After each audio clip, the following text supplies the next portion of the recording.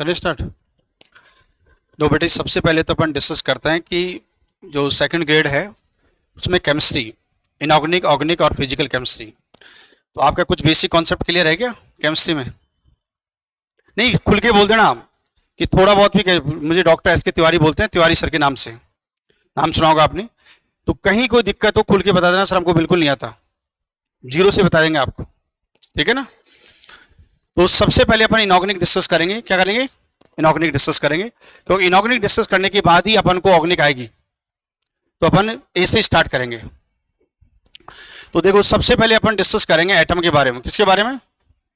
Atom. Atom होता है बेटे परमाणु। Hindi medium, English medium? आप इंग्लिश तीनों ही? आप हिंदी हैं, कोई नहीं। सबसे पहले अपन डिस्कस करेंगे बेटे एटम। जैसे बेटे हाइड्रोजन का एटम है, इसके वैलेंस सेल में एक इलेक्ट्रॉन है। कितने इलेक्ट्रॉन है? तो एटम की जो प्रॉपर डेफिनेशन क्या है कि atom is smallest particles and completely take part in chemical reactions. यानी पदार्थ का वह छोटे से छोटा कण जो किसी भी रासायनिक अभिक्रिया में पूर्ण रूप से भाग लेता है, वो परमाणु कहलाता है। पूर्ण रूप से भाग क्यों लेता है बेटे? क्योंकि अस्थायी है, अनस्टेबल है। अनस्टेबल भी क्यों है? क्योंकि इसका वैलेंस सेल इनकम्प्लीट है। तो जो एटम की जो प्रॉपर डेफिनेशन क्या हुई कि पदार्थ का वह छोटे से छोटा कण जो किसी भी रासायनिक अभिक्रिया में पूर्ण रूप से भाग लेता है, वो कहलाता है बेटे परमाणु। क्यों ले रहा है पूर्ण रूप से भाग? क्योंकि ये अस्थायी है, अनस्टेबल है, और इसका वैलेंस सेल क्या बेटे? इनकम्प्लीट है। ये बात समझ आ गई। दूसरा इंपॉर्टेंट पॉइंट, एटम कभी भी फ्री स्टेट में अवेलेबल नहीं होगा। क्या? एटम कभी भी मुक्त अवस्था में यानी फ्री स्टेट में अवेलेबल नहीं होगा, क्योंकि ये अस्थायी है। जब तक कोई सिस्टम स्टेबल नहीं होगा तब तक वो फ्री स्टेट में अवेलेबल नहीं होगा। और तीसरा बेटे, अपन एटम को इजीली डिवाइड नहीं कर सकते, यानी परमाणु को अपन आसानी से विभाजन नहीं कर सकते हैं। लेकिन बेंथम थ्योरी ये कहती है कि एटम को 3 पार्ट में डिवाइड कर सकते हैं बेटे, इलेक्ट्रॉन, प्रोटॉन्स और न्यूट्रॉन्स। ये बात समझ आ गई। अब अपन डिस्कस करते हैं बेटे, जैसे अणु है, मॉलिक्यूल है। जैसे बेटे हाइड्रोजन का मॉलिक्यूल है H2, यहां इसने इलेक्ट्रॉन की शेयरिंग कर रखी है, एक इलेक्ट्रॉन की कर रखी शेयरिंग। तो मेरी बेटी इसका वैलेंस सेल फुलफिल है, बाहरी कोश इसका पूर्ण भरा हुआ है। तो मॉलिक्यूल की डेफिनेशन क्या हुई कि पदार्थ का वह छोटे से छोटा कण जो किसी भी रासायनिक अभिक्रिया में आंशिक रूप से भाग लेता है, पार्शली टेक पार्ट करता है, उसको क्या बोलते हैं बेटे? मॉलिक्यूल्स। यानी molecule is smallest particle but partially take part in chemical reaction. ये पार्शली टेक पार्ट क्यों कर रहा है? क्योंकि स्टेबल है, स्थायी है। स्थायी भी क्यों है? क्योंकि इसका वैलेंस सेल क्या बेटे? फुलफिल है। और दूसरा important point, molecule free state में अवेलेबल हो सकता है, ये मुक्त अवस्था में पाया जाता है क्योंकि स्थायी है। और तीसरा बेटे, मॉलिक्यूल को अपन इजीली डिवाइड कर सकते हैं बेटे, क्योंकि एक मॉलिक्यूल मिनिमम 2 एटम से फॉर्म होता है। एक अणु कम से कम 2 परमाणु से मिलकर बना होता है। 1 molecule is form minimum 2 atoms. तो बेसिकली बेटे एटम और मॉलिक्यूल्स में क्या डिफरेंस हुआ कि परमाणु, एटम किसी भी केमिकल रिएक्शन में फुल्ली टेक पार्ट करेगा, कंप्लीटली टेक पार्ट करेगा, पूर्ण रूप से भाग लेगा, जबकि मॉलिक्यूल पार्शली टेक पार्ट करेगा। दूसरा, एटम कभी फ्री स्टेट में अवेलेबल नहीं होगा, यानी परमाणु कभी भी स्वतंत्र अवस्था में नहीं पाया सकता है, जबकि मॉलिक्यूल फ्री स्टेट में अवेलेबल होगा बेटा। तीसरा, एटम को अपन इजीली डिवाइड नहीं कर सकते, जबकि मॉलिक्यूल को अपन आसानी से विभाजित कर सकते हैं। ये कॉन्सेप्ट क्लियर समझ आ गया? एटम और मॉलिक्यूल्स क्या है। अब आपने सुना होगा बेटे 3 चीज, मेटल्स, नॉन मेटल्स और मेटलॉइड्स, धातु, अधातु और उपधातु। नाम सुना? क्या नाम बेटे आपका? राहुल। बेटे धातु नाम सुना आपने? तो आप मुझे इतना सा बताएंगे, जो धातु होती है, मेटल्स होती हैं, वो मोनो एटॉमिक होती हैं, डाई एटॉमिक या polyatomic? Monoatomic. Diatomic, polyatomic क्यों नहीं? या ऐसे ही याद है? आप बताओ बेटा। धातु एकल परमाणु होते हैं, द्विपरमाणु या बहुपरमाणु? एकल परमाणु। द्विपरमाणु या बहुपरमाणु क्यों नहीं? ये नहीं। आप बताओ बेटा। नो। तो चुपचाप क्यों बैठे हो यार? बेटे जितने भी मेटल्स होती हैं, जितने भी धातु होती है, वो सब एकल परमाणु होती है, monoatomic. Why? Due to metals always lose of electrons. क्योंकि धातुएं हमेशा इलेक्ट्रॉन त्यागती हैं, ये कभी भी इलेक्ट्रॉन ग्रहण नहीं करती, नहीं कभी इलेक्ट्रॉन का साझा करती है। जैसे अपन जानते हैं कि Na को अपन Na लिखेंगे, क्या लिखेंगे बेटे? Na, not Na2, not. क्यों? क्योंकि ये कभी इलेक्ट्रॉन का साझा कर ही नहीं सकती है, कभी इलेक्ट्रॉन की शेयरिंग कर ही नहीं सकती है। इसलिए जितने भी मेटल्स होते हैं वो सारे मोनो एटॉमिक होते हैं। तो अपन से पूछेगा कि धातुएं वो अवेलेबल होती हैं मोनो एटॉमिक, डाई एटॉमिक या पॉली एटॉमिक? तो ऑलवेज मोनो एटॉमिक। इसका रीजन समझ आ गया? क्योंकि मेटल्स हमेशा इलेक्ट्रॉन लूज करती हैं, हमेशा इलेक्ट्रॉन त्यागती हैं। No gain and no sharing of electrons. ये कभी भी इलेक्ट्रॉन गेन नहीं करती है, नहीं कभी भी इलेक्ट्रॉन की शेयरिंग करती है। ये यूनिवर्सल ट्रूथ कॉन्सेप्ट है, समझ आ गया? लेकिन एक अपवाद है, आया हुआ क्वेश्चन है बेटे, लिथियम एक ऐसी धातु है, मेटल है जो डायटोमिक फॉर्म में मिलती है बेटा। पूरे पीरियोडिक टेबल में संपूर्ण आवर्त सारणी में लिथियम एक सिंगल एक ऐसी धातु होती है जो डायटोमिक फॉर्म में मिलती है, द्विपरमाणु अवस्था में पाई जाती है। पूछिए मेरे क्यों? इसके 3 रीजन है बेटा। कितने रीजन है? 3। पहला स्मॉल एटॉमिक साइज, इसका परमाणु आकार छोटा होता है। दूसरा मोर कोवेलेंट कैरेक्टर्स, इसकी सहसंयोजक प्रवृत्ति अधिक होती है। और तीसरा बेटे सिंक्रोनाइज रेजोनेंस, यानी इसमें तुल्यकालिक अनुनाद पाया जाता है। क्या पाया जाता है बेटे? तुल्यकालिक अनुनाद पाया जाता है।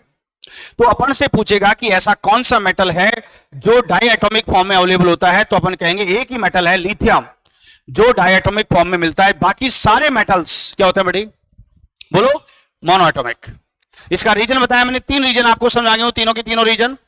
पहला रीजन स्मॉल एटॉमिक साइज, परमाणु आकार छोटा। दूसरा मोर कोवेलेंट कैरेक्टर यानी सहसंयोजक प्रवृत्ति अधिक। और तीसरा बेटे तुल्यकालिक अनुनाद, सिंक्रोनाइज रेजोनेंस। अब इस Li2 मॉलिक्यूल्स की व्याख्या एक 2 थ्योरी होती है बड़ी। एक तो VBT नाम सुना होगा आपने, वैलेंस बॉन्ड थ्योरी। एक MOT बड़ी, मॉलिक्यूलर ऑर्बिटल थ्योरी। तो इस Li2 मॉलिक्यूल को कौन एक्सप्लेन करता है? Only MOT। कौन करता है? ओनली MOT, यानी मॉलिक्यूलर ऑर्बिटल थ्योरी।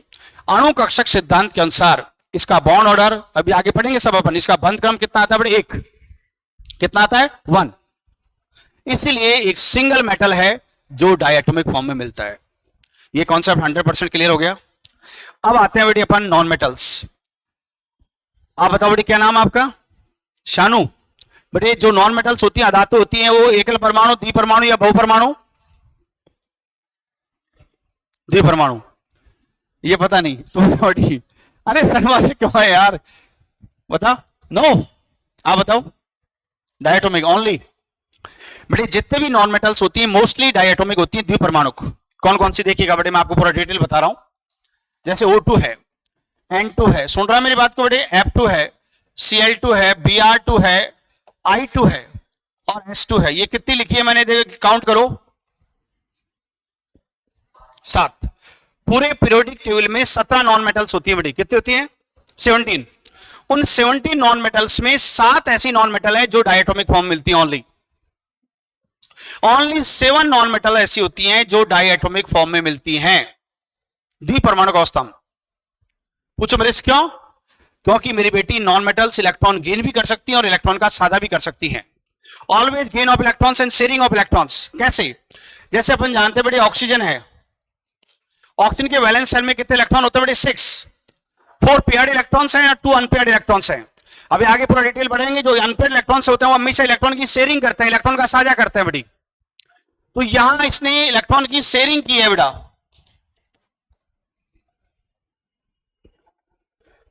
तो इसका ऑक्टेट पूरा हो गया बेटे। देखो 2 2 4 2 6 2 8। ये कैसी रेंज होगा? 2 2 4 2 6 8। समझ आ गया ना बेटे? 8 इलेक्ट्रॉन्स। मैं दोबारा बता देता हूं, देखो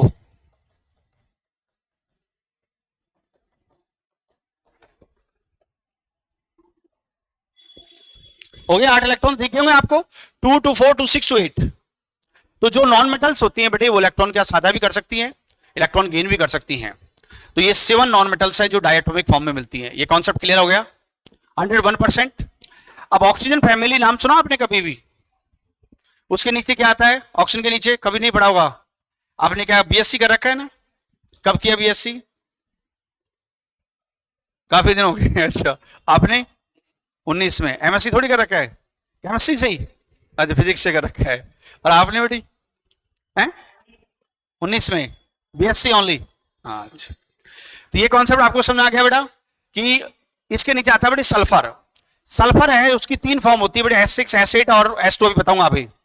तो मेरी बेटी यहां O2 N2 F2 Cl2 Br2 I2 और S2, ये 7 नॉन मेटल्स हैं जो डायटोमिक फॉर्म मिलती हैं। ये क्लियर? अब इसमें आता है बेटे अपवाद। जैसे लिथियम अपवाद था बेटे, इसमें इसको बोलते हैं एक्सेप्शन। फास्फोरस एक ऐसा सिंगल नॉन मेटल है पूरे पीरियोडिक टेबल में। क्या बोला मैंने? फास्फोरस एक सिंगल ऐसा नॉन मेटल है पूरे पीरियोडिक टेबल में जो टेट्रा एटॉमिक फॉर्म में मिलता है, चतुष्परमाणु अवस्था में। तो अपन से पूछेगा ऐसा कौन सा नॉन मेटल्स है, कौन सी अधातु है जो टेट्रा एटॉमिक फॉर्म में मिलती है बेटी? फास्फोरस सिंगल ओनली, ध्यान रखना बेटा। It's not available in diatomic form. ये द्विपरमाणु अवस्था में नहीं पाई जाती है ये tetraatomic form. Why? Due to presence of van der Waals force, क्योंकि इसमें वान डर वाल्स बल पाए जाते हैं due to presence of van der Waals force. So single एक फास्फोरस एक ऐसा नॉन मेटल है मेरी बेटी जो टेट्रा एटॉमिक फॉर्म में मिलता है। इसलिए क्यों? क्योंकि इसमें क्या पाया जाता है बेटी? वान डर वाल्स फोर्स। और अपन जानते हैं ये सारे जो नॉन मेटल्स लिखे हैं गैस होती है, सॉलिड या लिक्विड बेटी? गैस। जबकि फास्फोरस कोई गैस नहीं होती है। नाम पढ़ा होगा आपने पास, white phosphorus, black phosphorus, red phosphorus. ये बेटी non polar non crystalline molecular solid होता है। क्या होता है ये? Non polar non crystalline molecular solid, यानी अध्रुवीय अक्रिस्टलीय आणविक ठोस। घबराए मत, पूरा दोनों बोलूंगा मैं। अध्रुवीय अक्रिस्टलीय आणविक ठोस होता है बेटी। तो ये कभी भी गैसी फॉर्म में नहीं मिलता बेटी। आगे समझे? तो ये पहला अपवाद है। सेकंड एक्सेप्शन क्या है? सल्फर। इसकी 3 फॉर्म होती है बेटे, S6, S8 और S2। ये जनरल साइंस का भी क्वेश्चन है बेटा कि ऐसा कौन सा नॉन मेटल है जिसकी सबसे अधिक फॉर्म होती है, जो सबसे अधिक अवस्था में पाता है? सल्फर। 3 फॉर्म है, S6, S8 और S2। रूम टेम्परेचर पर, यानी कमरे के ताप पर, किस पर? कमरे के ताप पर सल्फर S6 और S8 अवस्था में पाता है। और 1000 डिग्री टेम्परेचर पर, कितने पर? 1000 डिग्री सेंटीग्रेड टेम्परेचर पर ये डायटोमिक फॉर्म में मिलता है बेटा। ये ध्यान रखना, द्विपरमाणु अवस्था में पाया जाता है। ये जो S6 फॉर्म है इसको अपन बोलते हैं मेरी बेटी चेयर फॉर्म, कुर्सी अवस्था। नाम सुना होगा चेयर। और ये जो S8 है इसको बोलते हैं बेटे बोट फॉर्म, नाव अवस्था। और ये मेरी बेटी जो डायटोमिक फॉर्म है ये 1000 डिग्री टेम्परेचर पर मिलता है बेटा। तो समझ में आ गया बेटा कि सल्फर एक ऐसा नॉन मेटल है, एक ऐसी अधातु है जिसकी 3 अवस्था होती है बेटे, S6, S8 और S2। S6 अवस्था को अपन बोलते हैं चेयर फॉर्म यानी कुर्सी अवस्था। S8 को अपन बोलते हैं बोट फॉर्म यानी नाव अवस्था। अब ये कॉमन सेंस का क्वेश्चन है बेटा कि चेयर फॉर्म ज्यादा स्टेबल हो गया बोट? तेरे से पूछ रहा हूं, क्या कह रहे हैं? कुर्सी अवस्था ज्यादा स्थायी हो गई है, नाव? चेयर। चेयर बेटे, दुनिया में चेयर की स्टेबिलिटी, सब चेयर के लिए लड़ते हैं सब। तो chair form is more stable क्योंकि मोर एनर्जी रिलीज करती है, अधिकतम ऊर्जा मुक्त करती है। तो chair form is more stable than boat form. 75% जो सल्फर है वो चेयर फॉर्म में मिलता है बेटा, और 25% जो सल्फर है वो बॉट फॉर्म में मिलता है। क्लियर बिल्कुल?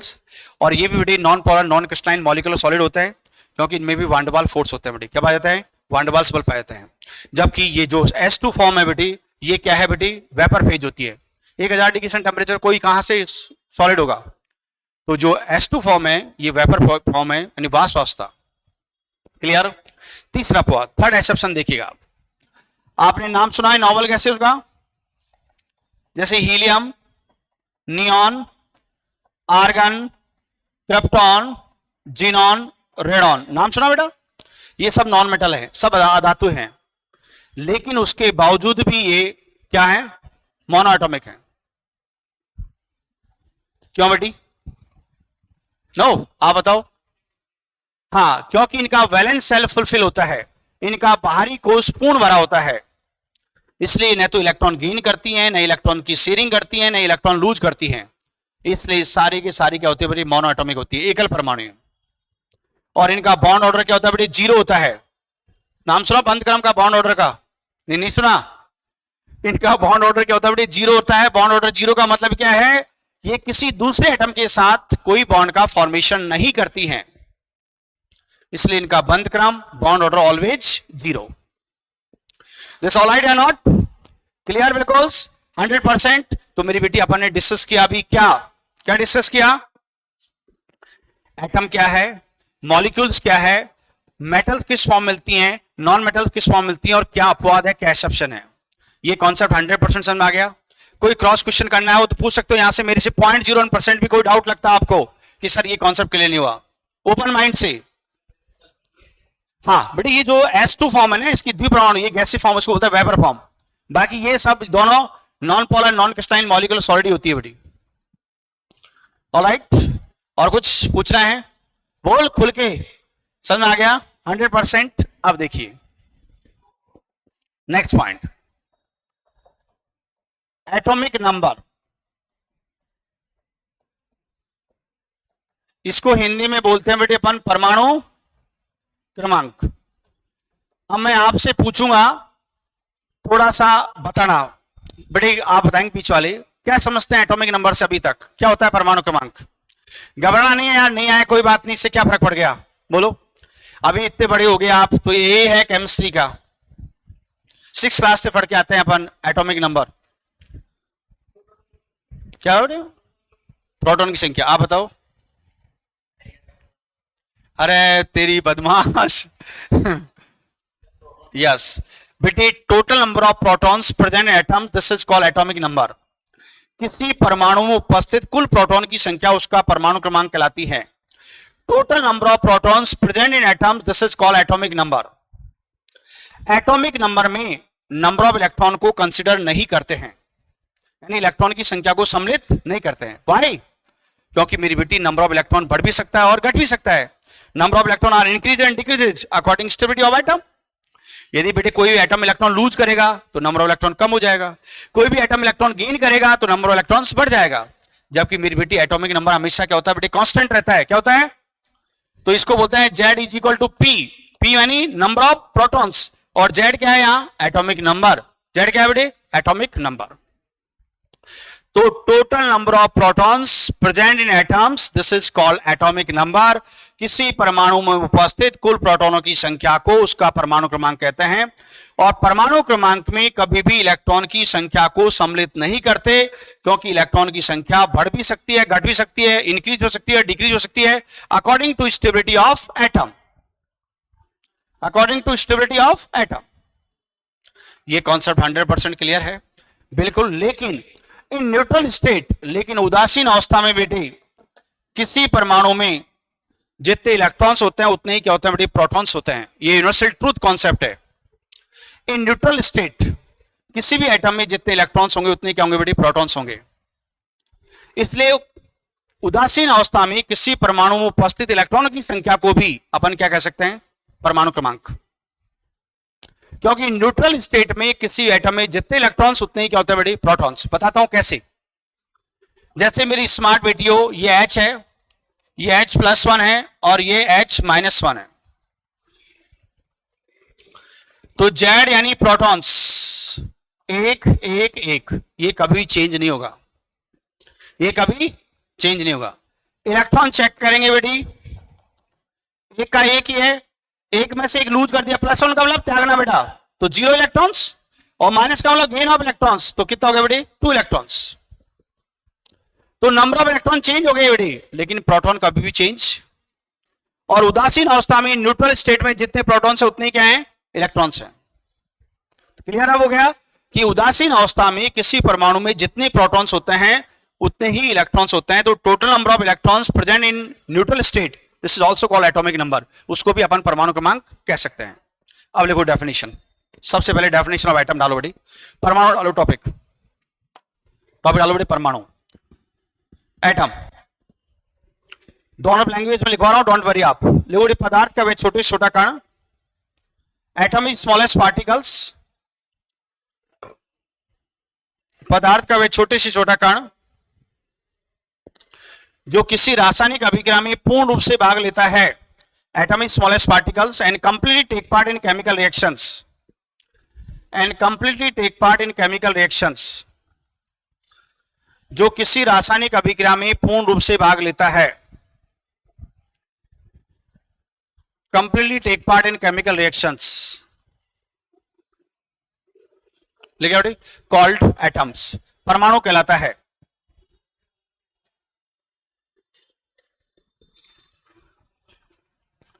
नोट डाल लो, परमाणु अस्थायी होता है, atom is unstable,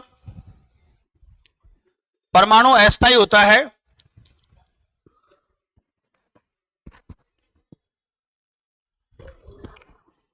due to valence shell is incompleted, क्योंकि इनका बाहरी कोश अपूर्ण होता है, due to valence shell is incompleted.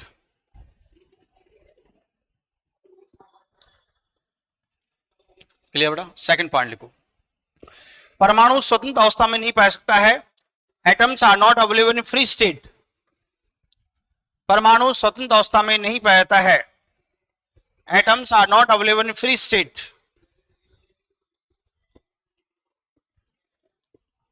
लिखे बेटा, ड्यू टू अनस्टेबल, क्योंकि अस्थायी होता है, due to unstable. Third point,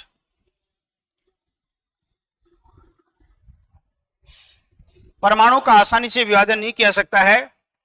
atom is not easily divided, परमाणु का आसानी से विभाजन नहीं किया सकता है। Atom is not easily divided but according Bentham theory, लेकिन बेंथम सिद्धांत के अनुसार, ऑनलाइन कर लेना बेटे इसको,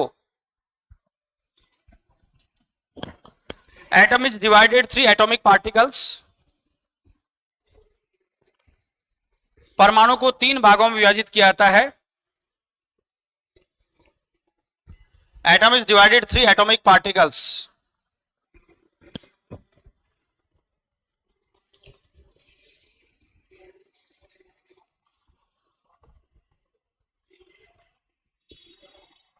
first load electrons, second protons और थर्ड न्यूट्रॉन्स।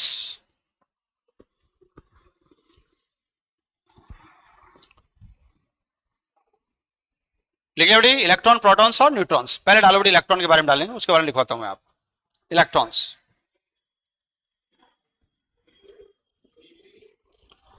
बेटी discovery of electrons as a cathode rays, cathode किरणों के रूप में इलेक्ट्रॉन की खोज। Discovery of electron as a cathode rays, online कर लेना बेटे इसको। कैथोड किरणों के रूप में इलेक्ट्रॉन की खोज सर विलियम क्रुक्स ने।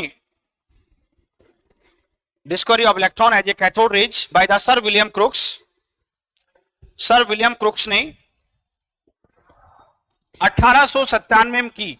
1879 लिख लेना बेटी,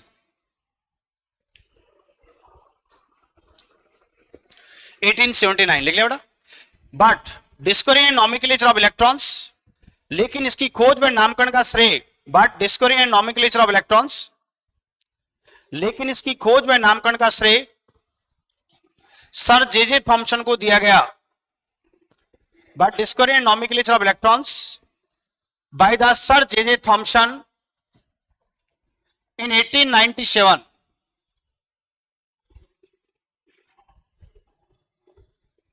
अठारह सौ 97 बेटी, 1897, क्लियर बेटा। And modern discovery of electrons, नीचे देखो, तथा इलेक्ट्रॉन की आधुनिक खोज।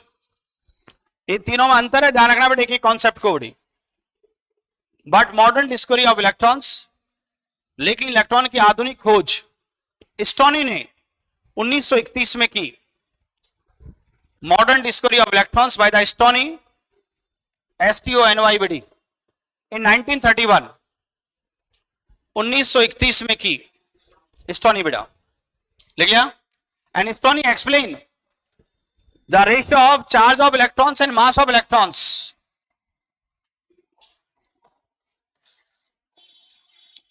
और स्टोनी ने इलेक्ट्रॉन पर आवेश तथा इलेक्ट्रॉन के द्रव्यमान के अनुपात की व्याख्या की। इसको ऑनलाइन करना बेटी। Stony explain the ratio of charge of electron and mass of electrons, लिख लिया बेटा, हाँ लिखो। Stony explain ratio of charge of electron, Hindi है क्या? तो अच्छा हो गया होता है यार, पता ही हिंदी। लिखो, स्टोनी ने इलेक्ट्रॉन पर आवेश तथा इलेक्ट्रॉन के द्रव्यमान के अनुपात की व्याख्या की।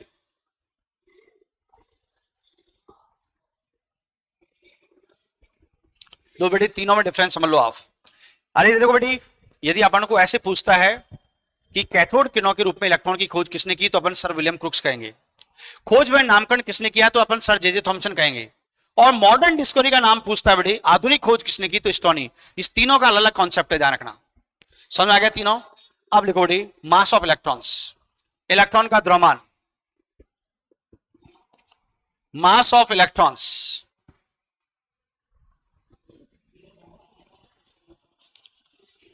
Ready, mass of electrons. सुन लो बेटी, कितना होता है बेटी मास ऑफ इलेक्ट्रॉन्स?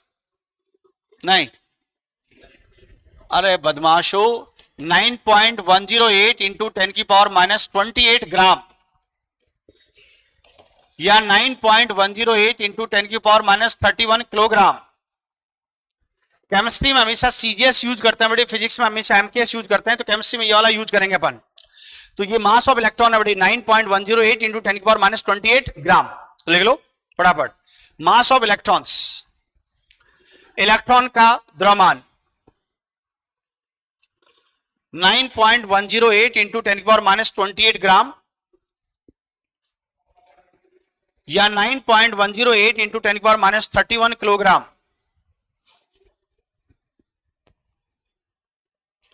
तेरा नाम क्या है बेटे पीछे वाला? विवेक। अच्छा बेटे, लिखे बेटी।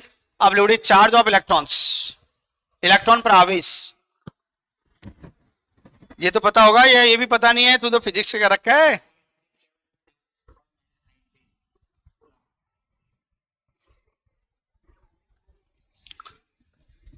बेटे सुन लो, 1.6 इंटू 10 की पावर माइनस 19 कूलाम चार्ज लिख लो बेटा। या केमिस्ट्री में अपन ये यूज करते हैं 4.108 इंटू 10 की power minus 10 ESU, electrostatic unit. दोनों ताले लेना बेटा।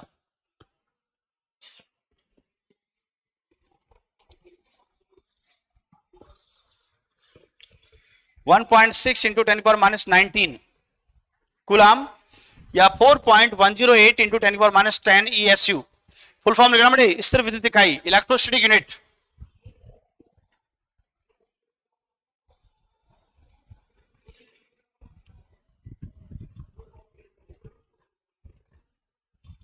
बोल लिया, लिख लिया अच्छी तरह। अब ला लो बेटी, molar mass of electrons, electron का मोलर द्रव्यमान। बेटी मोलर मास कैसे निकालते हैं, कभी भी ध्यान रखना बेटी, मास ऑफ इलेक्ट्रॉन्स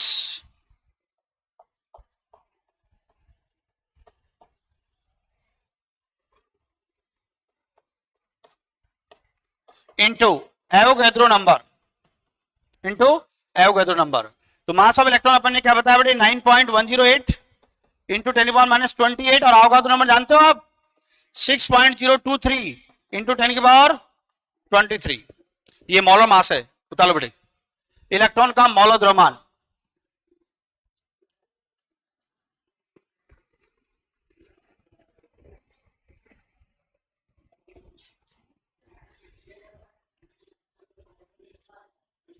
वेग उतार लिया बेटी।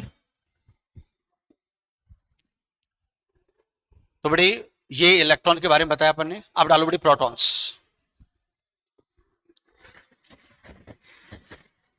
प्रोटॉन्स, विवेक, प्रोटॉन को डिस्कवर किसने किया सबसे पहले? रदरफोर्ड ने। बट मेन डिस्कवरी नोमेनक्लेचर किसने किया? गोल्डस्टाइन। तो अपन को गोल्डस्टाइन करना है, ध्यान रखना। तो लिखो, discovery of protons as a anode rays, proton की खोज एनोड किरणों के रूप में रदरफोर्ड ने की। Discovery of protons as a anode rays by the Goldstein, sorry Rutherford ने की, लेकिन इसकी खोज व नामकरण का श्रेय, but nomenclature and discovery of protons by the Goldstein, लेकिन इसकी खोज व नामकरण का श्रेय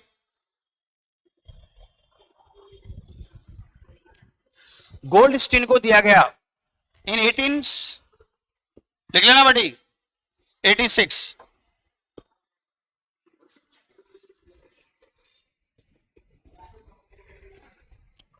अब लोड़ी मास ऑफ प्रोटॉन्स। पता है मास ऑफ प्रोटॉन्स? नो, पता ही नहीं होगा। हाँ भाई बदमाश, नो। 1.67 इंटू 10 की पावर माइनस 24 ग्राम,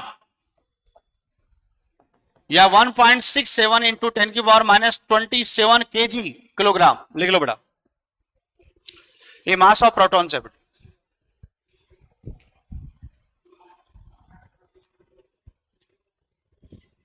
ऑलराइट, अब बेटी चार्ज ऑफ प्रोटॉन्स कितना होता है बेटे? वही होता है जो इलेक्ट्रॉन का होता है बेटी, सेम। उतार लो, प्रोटॉन पर आवेश 1.6 इंटू 10 की पावर माइनस 19 कूलाम। क्लियर? 101%। अब डालो बेटे मोलर मास, मोलर द्रव्यमान।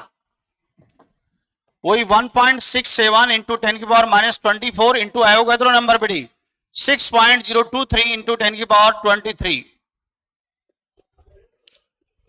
1.67 into 10⁻⁻24 into 6.023 into 10⁻23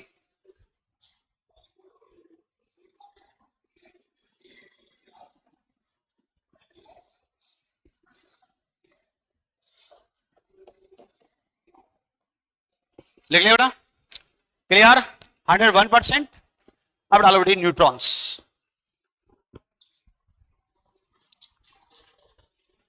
discovery and nomenclature of neutrons, neutron की खोज व नामकरण।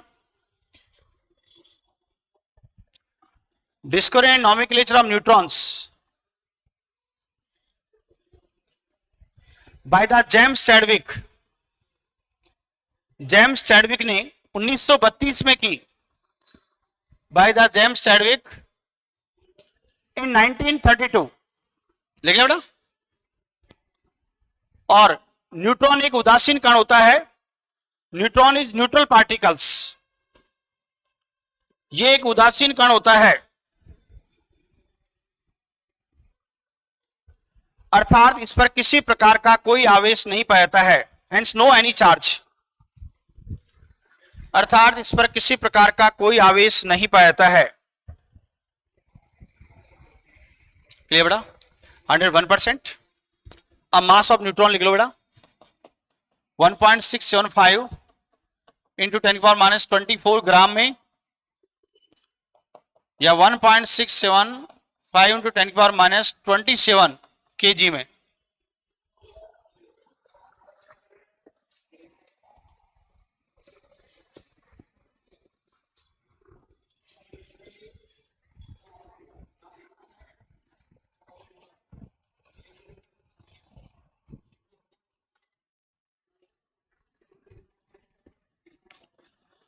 हो गया बेटा। अब बताओ बेटी विवेक, अपन तीनों का मास लिखा है, इलेक्ट्रॉन प्रोटॉन न्यूट्रॉन, किसका मास ज्यादा था तीनों में? अभी तो देखेंगे कॉपी खोल के। सब ज्यादा न्यूट्रॉन का, किसका? फिर प्रोटॉन्स का, और फिर इलेक्ट्रॉन। लिखो ऑर्डर ऑफ मास। आया क्वेश्चन बेटे भी, ऑर्डर ऑफ मास, मास का क्रम, द्रव्यमान का क्रम लिख लो। पहले बेटे न्यूट्रॉन्स, फिर प्रोटॉन्स, फिर इलेक्ट्रॉन्स।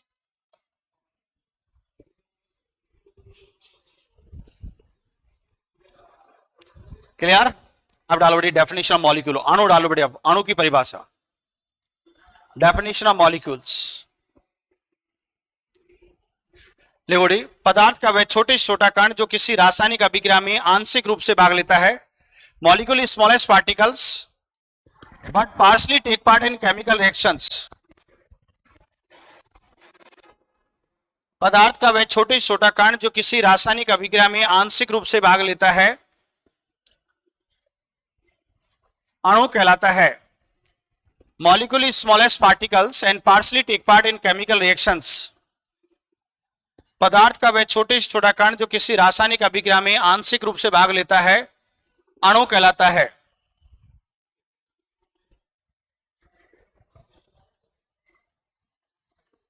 क्लियर? 101%। नॉट लिखो, अणु स्थायी होता है, मॉलिक्यूल स्टेबल। अणु स्थायी होता है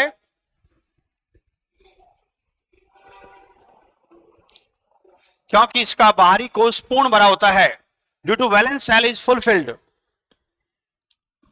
क्योंकि इसका बाहरी कोश पूर्ण भरा होता है।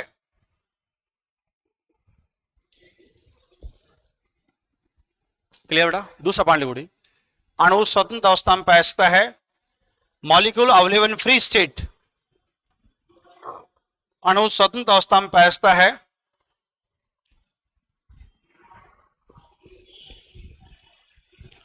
ड्यू टू स्टेबल, क्योंकि स्थायी होता है।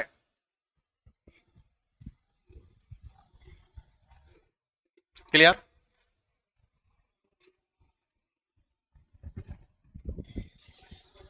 लिख लिया बेटा आपने? लिख लिया? अब दूसरा लिखो, दूसरा पॉइंट लिखो। नेक्स्ट तीसरा पॉइंट, अणु का आसानी से विभाजन किया सकता है। Molecule are easily divided. अणु का आसानी से विभाजन किया सकता है मॉलिक्यूल आर इजिली डिवाइडेड, लिख लिया बेटा, क्योंकि एक अणु दो परमाणु से मिलकर बना होता है। Due to one molecule is form minimum two atoms, क्योंकि एक अणु दो परमाणु से मिलकर बना होता है। One molecule is form minimum two atoms. Clear? 101%। अब डालो री नॉट फर्स्ट, नॉट फर्स्ट डाल लीजिए बेटी। बेटी समस्त धातुएं एकल परमाणु होती हैं। All metals are monoatomic, underline कर लेना बेटी इसको। समस्त धातुएं एकल परमाणु होती हैं। All metals are monoatomic due to metals always lose of electrons, क्योंकि धातुएं हमेशा इलेक्ट्रॉन त्यागती हैं। Due to metals always lose of electrons, धातुएं हमेशा इलेक्ट्रॉन त्यागती हैं। Hence no gain and no sharing of electrons, अर्थात ये न तो इलेक्ट्रॉन ग्रहण करती हैं, नहीं इलेक्ट्रॉन का साझा करती हैं। Hence no gain and no sharing of electrons।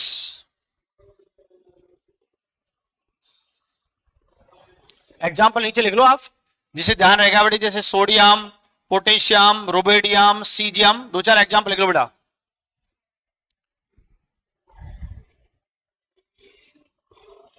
लिख लिया बेटी। अब डालो बेटे एक्सेप्शन, अपवाद। एक्सेप्शन लिख लो बेटा, अपवाद। इसको अंडरलाइन कर लेना बेटी।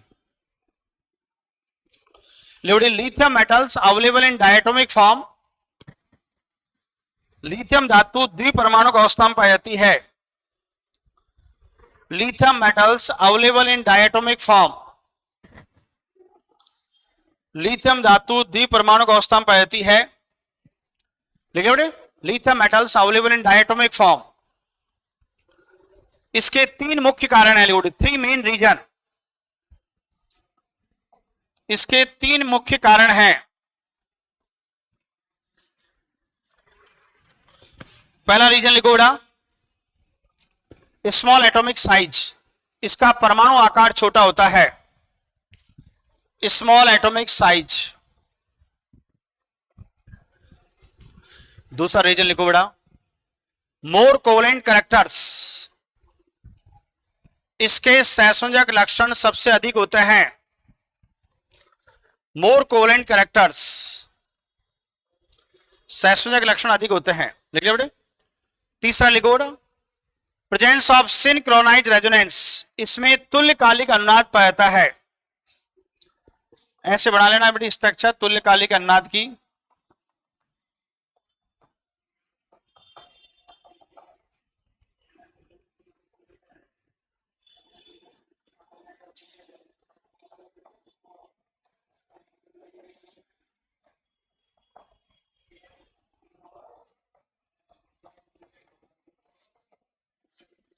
ये बना लेना बेटी स्ट्रक्चर।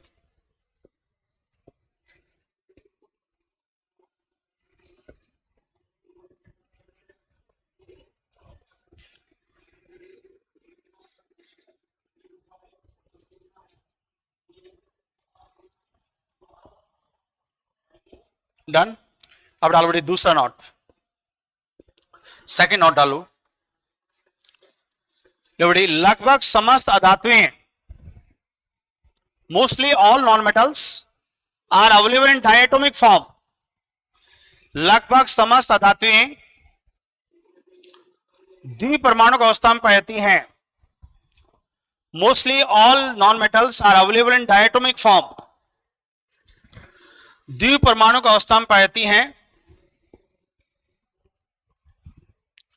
डायटोमिक फॉर्म, क्योंकि अधातुएं इलेक्ट्रॉन ग्रहण भी करती हैं और इलेक्ट्रॉन का साझा भी करती हैं। Due to non metals always gain of electrons and always sharing of electrons, क्योंकि अधातुएं इलेक्ट्रॉन ग्रहण भी करती हैं और इलेक्ट्रॉन का साझा भी करती हैं।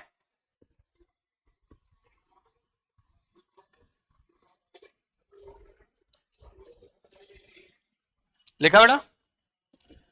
ये एग्जाम्पल बता लेना बेटी, जो भी नॉन मेटल डायटोमिक फॉर्म होती है O2, F2, Cl2, Br2, I2, N2, S2, ये 7 के साथ उतार लेना बड़ी। 7 के 7 नॉन मेटल्स, ये डायटोमिक फॉर्म में होती है बड़ी।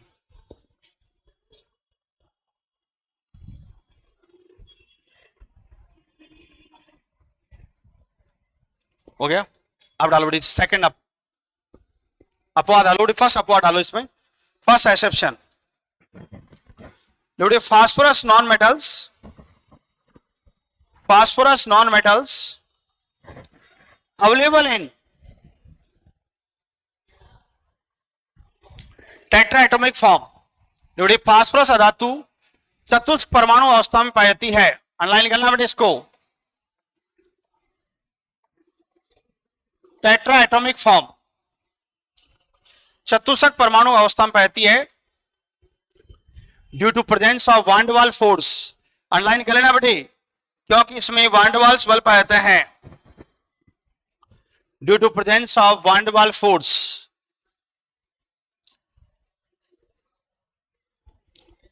इसलिए ये अध्रुवीय अक्रिस्टलीय आणविक ठोस होती है। So this is non polar non crystalline molecular solid. इसलिए ये अध्रुवीय अक्रिस्टलीय आणविक ठोस होती है। So this is non-polar, non-crystalline molecular solid। अध्रुवीय अक्रिस्टलीय आणविक ठोस होती है।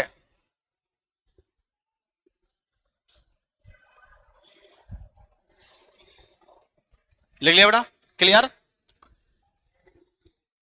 और लिखो बेटे, ये sp3 हाइब्रिड मॉलिक्यूल होता है, इसको अनलाइन करना बेटा। ये sp3 संकृत अणु होता है।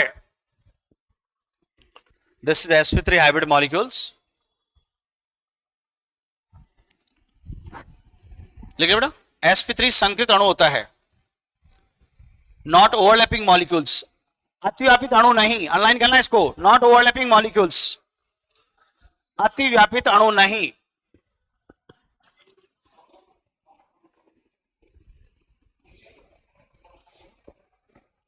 क्लियर। दूसरा पद, सेकंड एक्सेप्शन लिखो डी। सल्फर अधातु 3 अवस्था में पाई जाती है। Sulphur non metals available in 3 फॉर्म। सल्फर अधातु 3 अवस्था में पाई जाती है।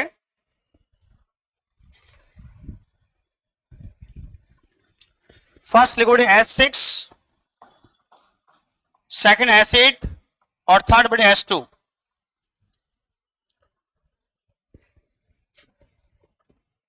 लिखिए बेटा तीनों।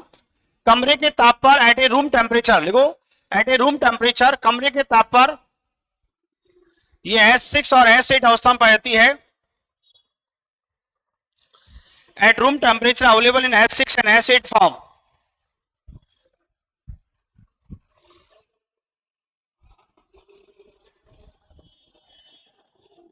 डन। और 1000 डिग्री सेंटीग्रेड ताप पर at 1000 degree centigrade temperature available in diatomic form.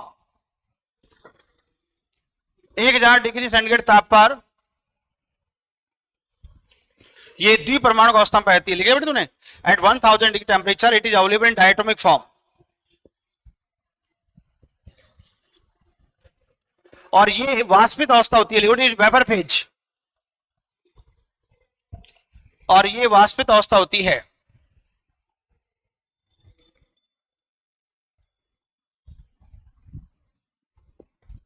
तीसरा पॉल लिखो, समस्त अक्रिय गैसें, all noble gases are monoatomic.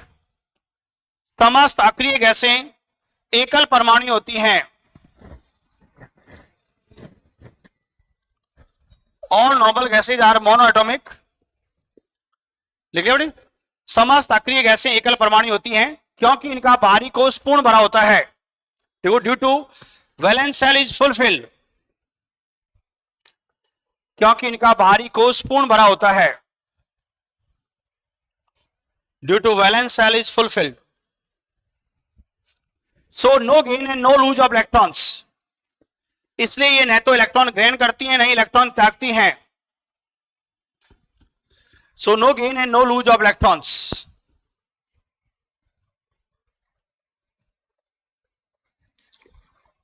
And value of bond order is always zero, और इनके बंद क्रम का मान हमेशा शून्य होता है।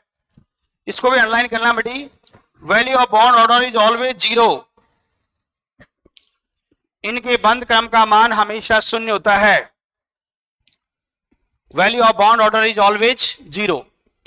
एग्जाम्पल लिख लेना बेटे सारे, ये हीलियम, नियॉन,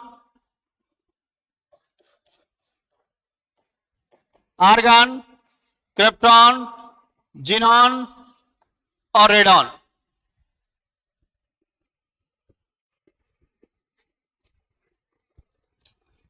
क्लियर बेटे, 101%।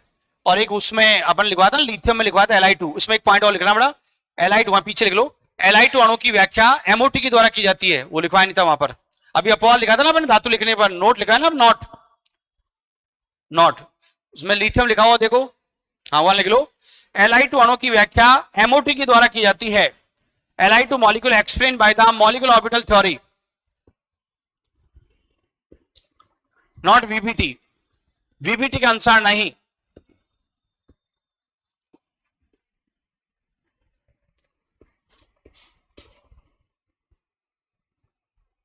डन, 100%। कोई डाउट? अब डालो डी, एटॉमिक नंबर, परमाणु क्रमांक, atomic number.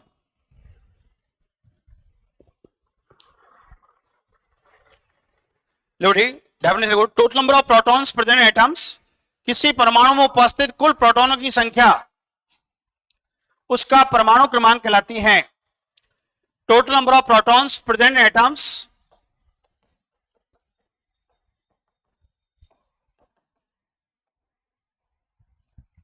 This is called atomic number. किसी परमाणु में उपस्थित कुल प्रोटॉन की संख्या उसका परमाणु क्रमांक कहलाती है। लिख लिया बेटा, it is represented by the Z, इससे जेड से प्रश्न किया जाता है, और जेड इज इक्वल टू लिख लो पी।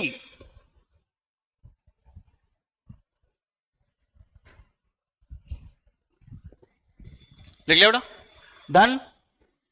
अब लिखो नॉट, परमाणु क्रमांक में इलेक्ट्रॉन की संख्या को सम्मिलित नहीं किया जाता है। In the atomic number, number of electrons are not consider, परमाणु क्रमांक में इलेक्ट्रॉन की संख्या को सम्मिलित नहीं किया जाता है। In the atomic number, number of electrons are not consider, क्योंकि इलेक्ट्रॉन की संख्या बढ़ भी सकती है और घट भी सकती है। Due to number of electrons are increases and decreases according to stability of atom, क्योंकि इलेक्ट्रॉन की संख्या बढ़ भी सकती है और घट भी सकती है according to stability of atoms. लिख लिया बेटा, लेकिन उदासीन अवस्था में इलेक्ट्रॉन व प्रोटॉन की संख्या समान होती है, but in neutral state total number of electrons is always equal to total number of protons. उदासीन अवस्था में इलेक्ट्रॉन की संख्या प्रोटॉन की संख्या के समान होती है। Total number of electron is always similar to total number of protons. लिया, अतः उदासीन अवस्था में उपस्थित कुल इलेक्ट्रॉनों की संख्या को परमाणु क्रमांक कहा जाता है। So total number of electrons present in neutral state, so total number of electron present in neutral state, it is also called atomic number. अतः उदासीन अवस्था में परमाणु में उपस्थित इलेक्ट्रॉनों की संख्या को भी, परमाणु में उपस्थित इलेक्ट्रॉनों की संख्या को भी परमाणु क्रमांक कहते हैं। लिख बेटे, इन neutral state total number of electrons is also called atomic number. लिया बेटा, ये उतारो इसके नीचे बेटा, और यहां ये उतार लेना बेटा, H+1 और H-1, तो जेड यानी प्रोटॉन्स 1 1 1 और इलेक्ट्रॉन्स 1 0 और 2, जिसे ध्यान रहेगा बेटा।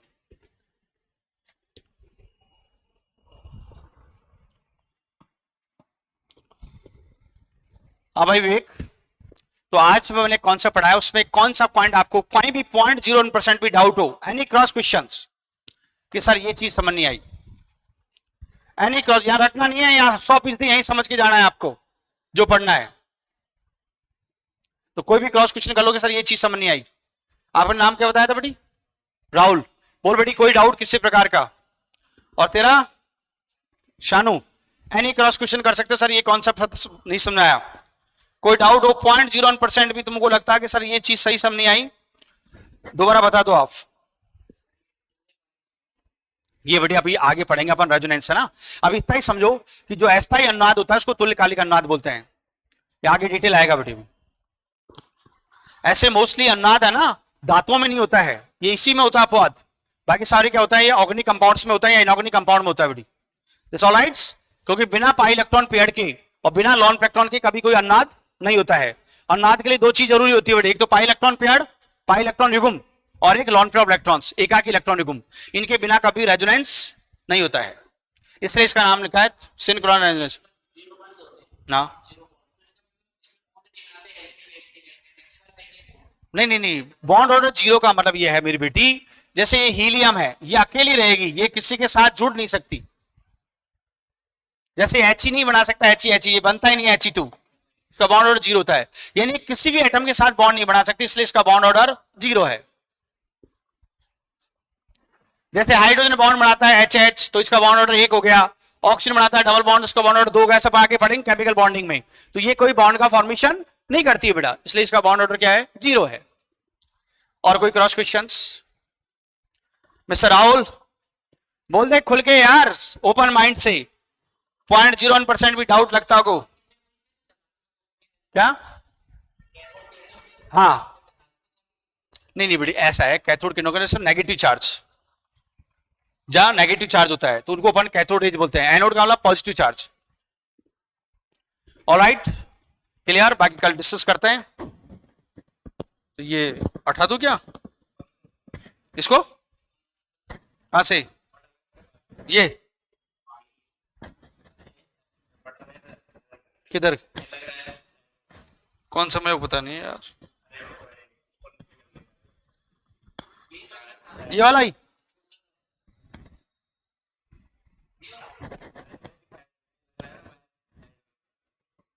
तो आके बता दे कौन सा है तो कर दे।